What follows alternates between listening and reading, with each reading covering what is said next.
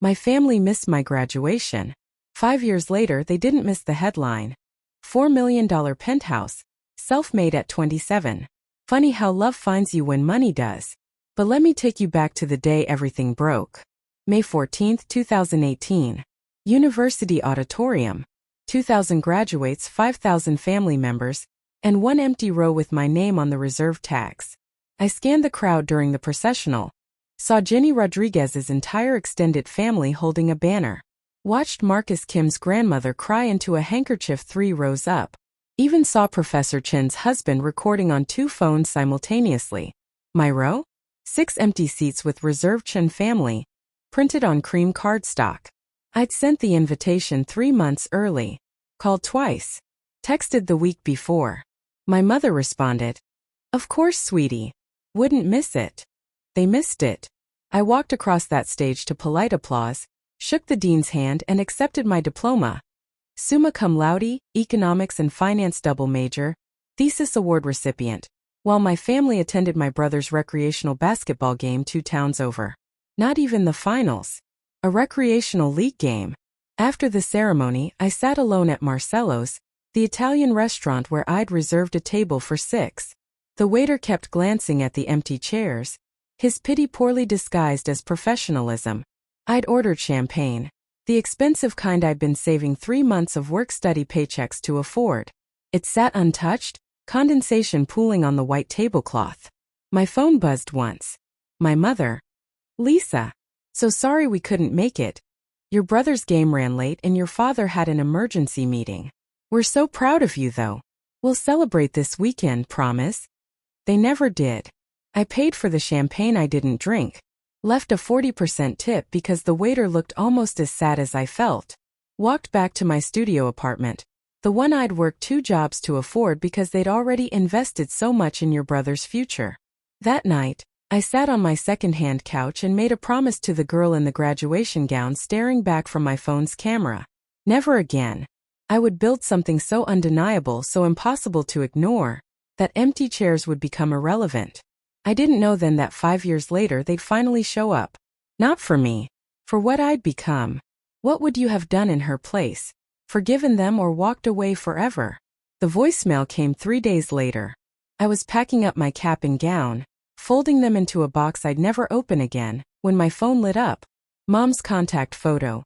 A 5-year-old picture from a Christmas I'd spent mostly in the kitchen out of frame. I let it go to voicemail, then played it on speaker while I shoved my diploma into a drawer. "Lisa, honey, it's Mom. Listen, we feel terrible about missing your little ceremony. Your father's meeting ran long. You know how demanding his clients are. And Connor's game went into overtime. He made the winning shot. You should have seen it. Anyway, we're so proud of you, sweetheart. We'll do something special soon, okay? Love you. Little ceremony. 4 years of sleepless nights, 2 part-time jobs, a thesis that made my advisor cry. Little ceremony. Played it again. Then again. Listen for the crack in her voice that would tell me she actually felt terrible. There was none. Just breezy dismissal wrapped in expensive perfume, and the sound of her car's Bluetooth connection cutting out. I opened Instagram, mistake number 1. My feed was drowning in graduation photos. Sarah Chun with her parents holding flowers. Marcus Liu's family restaurant closed early so 15 relatives could attend. Even Emily Brooks, whose parents were divorced and barely speaking, had managed to sit on opposite sides of the auditorium and cheer. I scrolled until my thumb went numb. Then I saw it, my brother Connor's account. A photo from his game, arm around my father, both grinning. Caption. Overtime W with my day 1 supporter. Built different. Posted at 2:47 p.m. My graduation ended at 2:30. They weren't late. They chose not to come. I set my phone down carefully, the way you handle something fragile that you desperately want to smash. My hands didn't shake. My eyes stayed dry. That's what scared me most.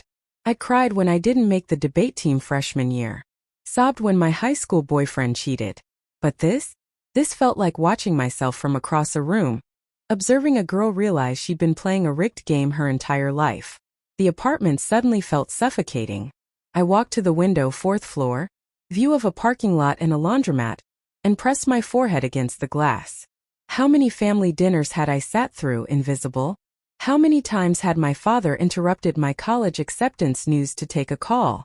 How many Christmas mornings had my mother filmed Connor opening presents while mine sat in a corner, opened later alone? I told myself it was temporary, that once I graduated, once I proved myself, once I was enough, they'd finally see me. But standing there, my reflection ghost-like in the window, I understood. I would never be enough. Not because I wasn't worthy, because they'd never actually been looking. My phone buzzed again. A text from my father. Heard you graduated. Congrats, kid.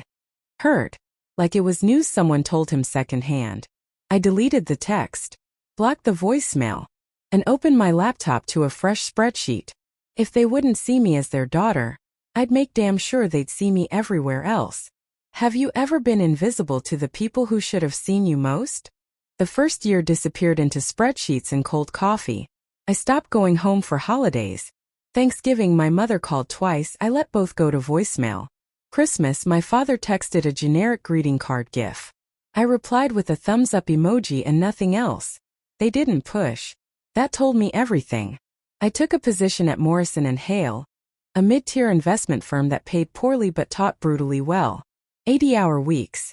Clients who screamed. A boss who threw staplers when the market dipped.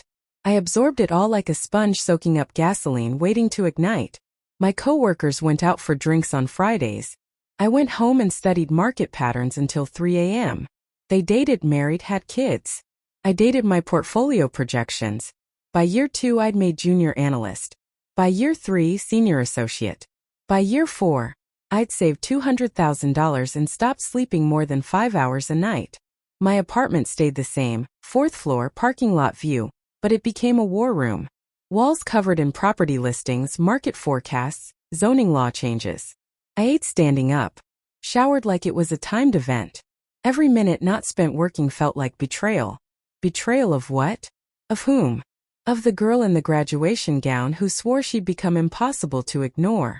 I stopped posting on social media. Deleted Instagram entirely.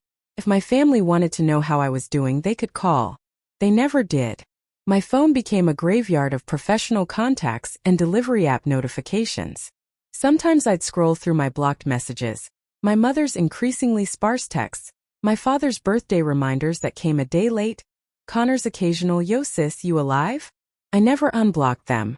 Year 5 arrived like a guillotine blade, swift and final. I'd spent every saved dollar, every calculated risk, every sleepless night building toward one move. A distressed property portfolio in downtown's emerging corridor. 12 units. The owner was desperate, over-leveraged, drowning. I offered cash. Closed in 3 weeks.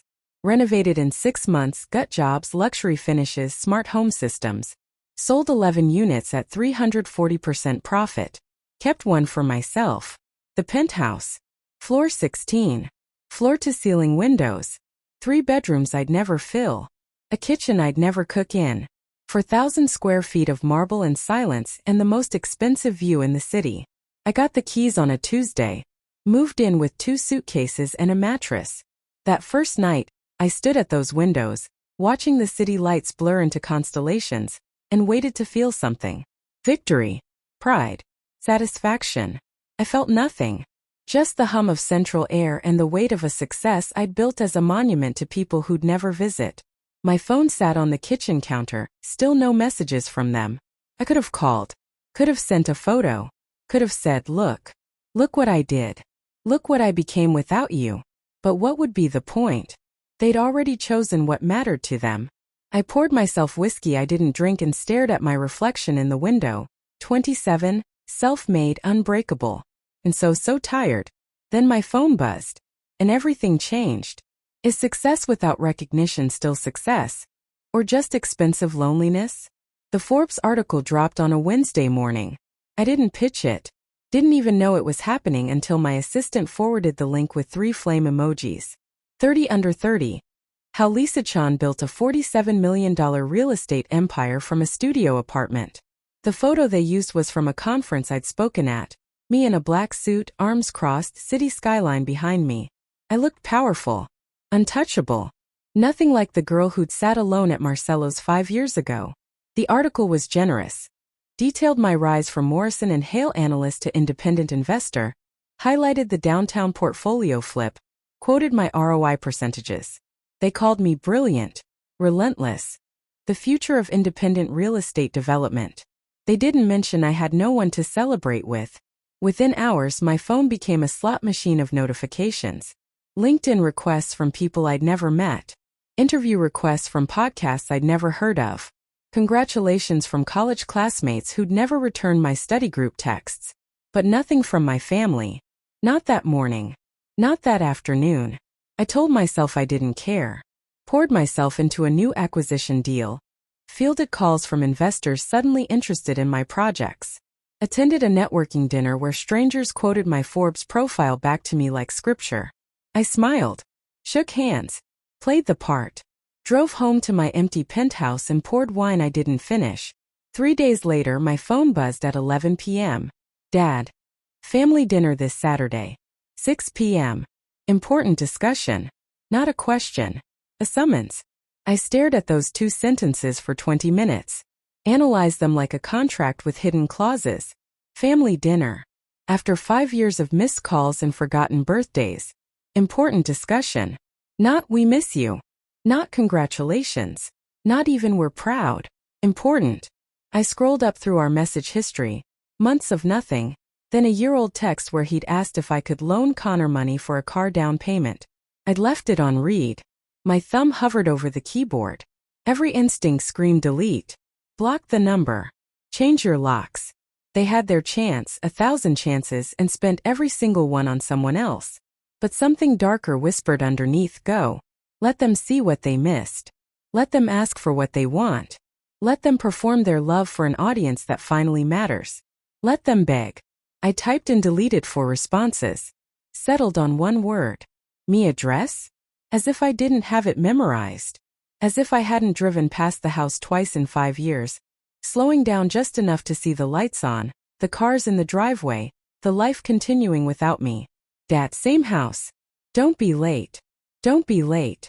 I laughed, sharp, humorless sound that echoed off marble and glass. I'd been on time my entire life. Early to every dinner, every holiday, every awkward family photo. Punctual to my own irrelevance. They were 5 years late. I set a calendar reminder and went to bed. Saturday couldn't come fast enough. Would you go to that dinner? Or leave them waiting the way they left you? The drive to my childhood home took 43 minutes. I timed it deliberately, arriving at exactly 6 p.m. Not early enough to seem eager. Not late enough to seem petty. My Tesla moved through familiar streets like a ghost returning to haunt its past. The coffee shop where I'd studied for the SATs, now a yoga studio. The library where I'd spent every Saturday, still there but smaller somehow.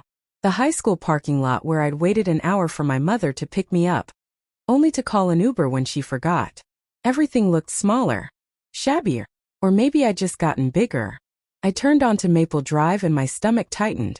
The house sat at the end of a cul-de-sac, exactly as I remembered. Colonial-style white shutters, perfectly manicured lawn. My father's Lexus in the driveway. My mother's Mercedes beside it. And Connor's truck, new I noticed. Silverado. Expensive. I parked on the street. Sat for a moment, hands on the steering wheel. The last time I'd been here was 3 Christmases ago. I'd lasted 45 minutes before my mother asked me to help in the kitchen while Connor opened presents in the living room. I'd left during dinner, faking a work emergency no one questioned. Now, staring at the warm glow behind those curtains, memories flooded back in sharp focus. Age 7. My father missing my piano recital for Connor's t-ball game. He's younger, Lisa. He needs us more. Age 14. My mother forgetting to pick me up from the debate tournament I'd won. Oh sweetie, I thought that was next week. Age 16. Family vacation to Hawaii.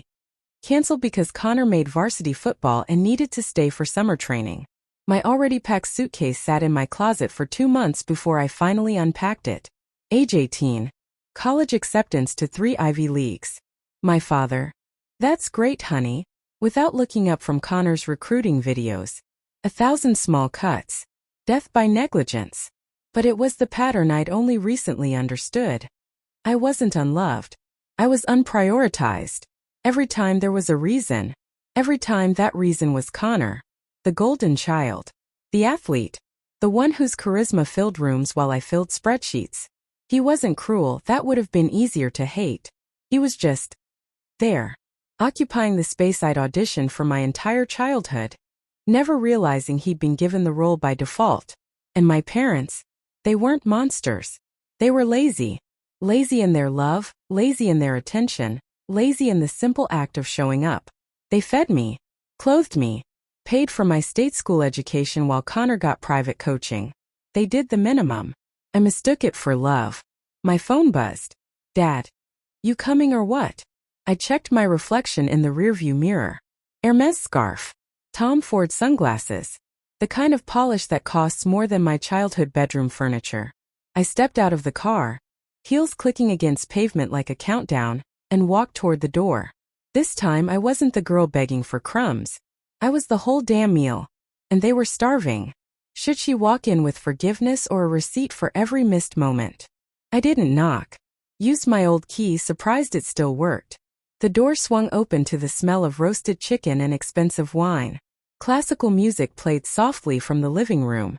The house looked like a staged open house. Fresh flowers on the entry table, abstract art I didn't recognize, new furniture that screamed, "We're doing well." Lisa. My mother appeared from the kitchen, arms outstretched. Designer apron over designer jeans. Her hug lasted exactly 2.3 seconds. I counted. You look successful. Not beautiful. Not healthy. Successful. Thanks. I handed her a bottle of wine I'd grabbed from my cellar. $400. She didn't check the label. My father emerged from his study, salt and pepper hair perfectly styled, country club tan, firm handshake that lingered too long. There she is. The Forbes celebrity. So they had read it. Hardly a celebrity, Dad. Don't be modest. 47 million? That's impressive. His eyes calculated something behind his smile. We should talk about investment opportunities. Family helping family. There it was. 20 seconds in. Connor bounded down the stairs, still built like the athlete he'd been, now carrying an extra 20 pounds of post-college comfort. Yo, Lisa. Damn, you look like you own the place. I own a place. He laughed, clueless. That penthouse is sick. Saw the pictures online. You throw parties there. No. Awkward silence. My mother filled it with false brightness. Dinner's almost ready. Lisa, why don't you help me in the... I'll help. A voice from the stairs. Soft but deliberate. Emma.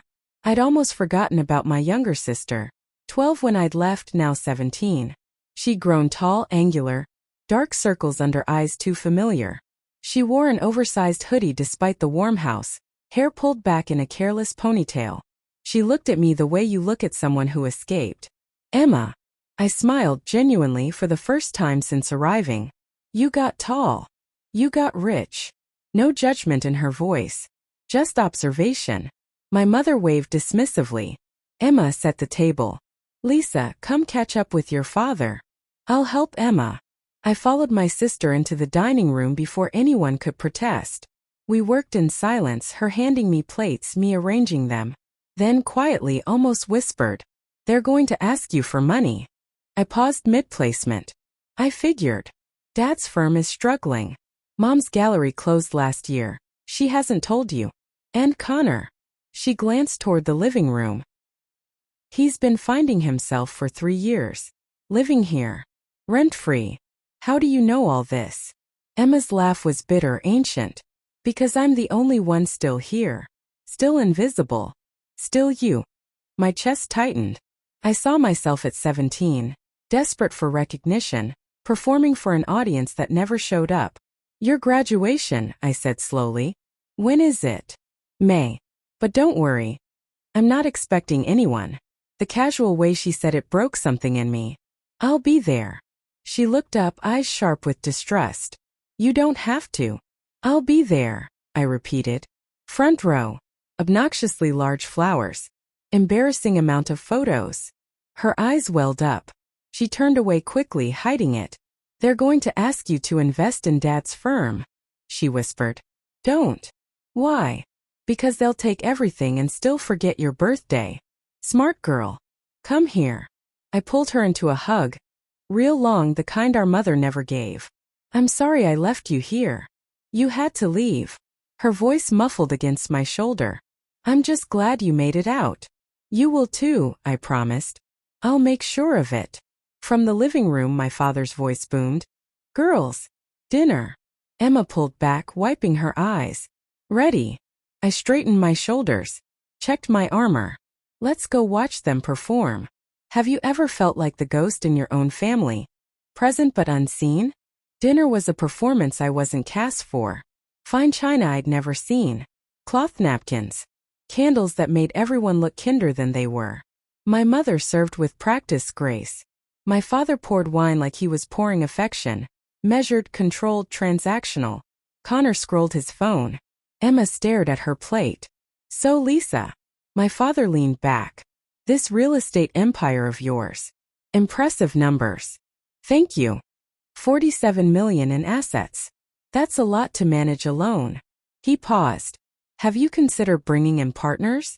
People you can trust. My mother jumped in, voice dripping rehearsed concern. Family, sweetheart. People who want what's best for you. There it was. I have a team. Teams aren't family. My father slid a leather folder across the table. My firm is expanding into commercial development. High-yield opportunity. We need about 2 million in seed capital. With your resources and my experience. No. He blinked. You haven't even looked at the prospectus. I don't need to. Lisa. My mother's hand hovered near mine, not quite touching. This isn't charity. It's a legitimate business opportunity. We'd give you equity, proper returns. Like you gave me a proper explanation for missing my graduation? Silence dropped like a guillotine. That was 5 years ago, my father said, voice hardening. You're still holding on to that? You never apologized. Not really. Connor shifted uncomfortably. Come on, sis. Ancient history. Something in me snapped. What was your GPA, Connor? What? Your college GPA. He shrugged. Like 2.5? I was focused on sports. Right. I turned to my father. You paid $60,000 a year for a 2.5. I graduated summa cum laude, worked 2 jobs, and you couldn't sit through a 2-hour ceremony. Connor needed support, my mother protested. You were always so independent. I was independent because you taught me I had to be. The words hung there, jagged and true.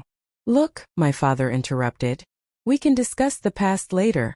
Right now, I'm offering you a ground floor opportunity. 2 million. Fair equity. This is family. Family shows up.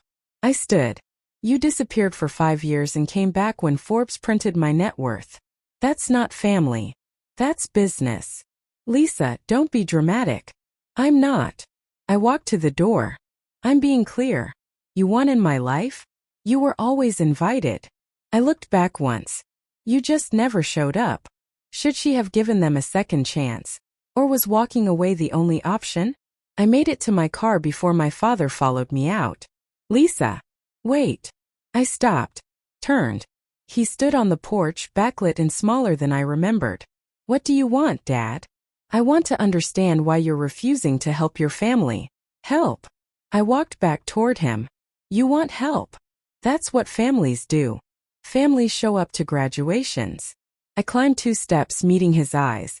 You chose Connor's recreational basketball game over my college graduation. Not the championship. A recreational game. He needed us. And I didn't? My voice cracked. I worked 2 jobs. Graduated top of my class.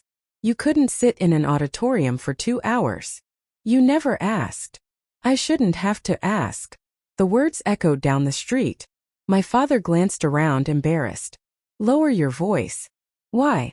Afraid the neighbors will find out you're not perfect. I pulled out my phone, scrolling through years of blocked messages. 3 Christmases you sent me to the kitchen while Connor opened presents. For birthdays you forgot. My appendicitis junior year. You were at Connor's away game. Never visited once. His face paled. Every achievement you looked right through me.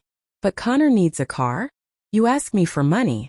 Connor graduates with a 2.5? Full celebration. My voice broke. I just needed you to choose me. Once. Through the window, my mother and Connor watched. Emma stood apart, arms crossed.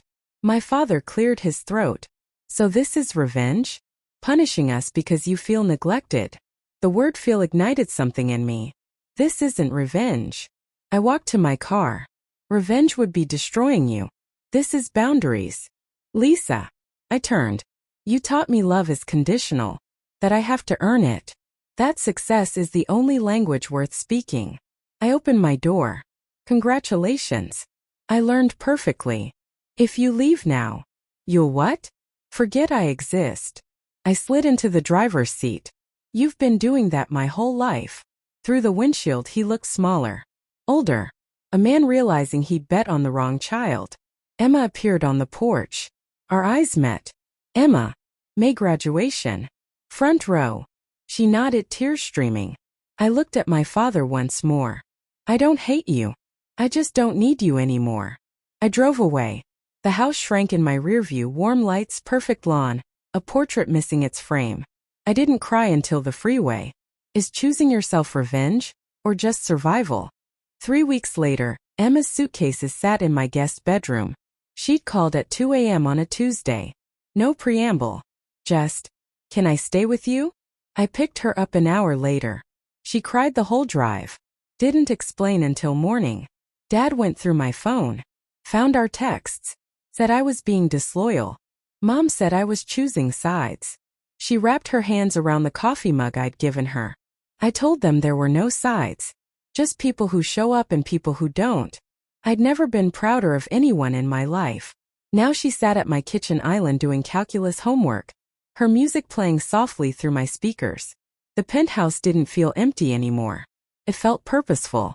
I got the college acceptance, she said without looking up. And full ride. Engineering program. I set down my wine glass.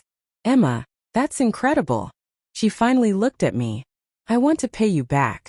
For letting me stay, for everything. No. But. You don't owe me anything. You never did. I sat across from her. But I have one condition. She waited. Build something for yourself. Not them. Not me. Yourself. Her eyes welled up. She nodded. My phone buzzed. Another text from my mother. The 14th since I'd left. Apologies. Explanations. Promises to do better. My father's were shorter. Call me. We need to talk. Don't be stubborn. I blocked both numbers. Connor sent one message. You really gonna ice out your whole family over money? I didn't respond. He'd never understand it wasn't about money. It was about the empty chairs. The forgotten birthdays. The 27 years I spent translating love into a language they refused to speak. You okay? Emma asked. Yeah. I smiled. Actually, I am. That Saturday, I made reservations at Marcello's. Same restaurant. Same table. But this time Emma sat across from me. We ordered champagne, the expensive kind, and she laughed at my stories about disastrous client meetings and architectural nightmares. The waiter asked if we were celebrating. Graduation, I said, raising my glass. 5 years late, but it counts. Emma lifted hers. To showing up. To showing up. The champagne was perfect. The company better. And for the first time since that empty auditorium, I felt celebrated. Not by the people I'd wanted. By the person who mattered. Revenge wasn't burning their house down. It was finally building my own. Was revenge worth it? Or was peace always the real prize? Thanks for watching till the end. Hit the like button and subscribe so won't miss any of our amazing family revenge drama.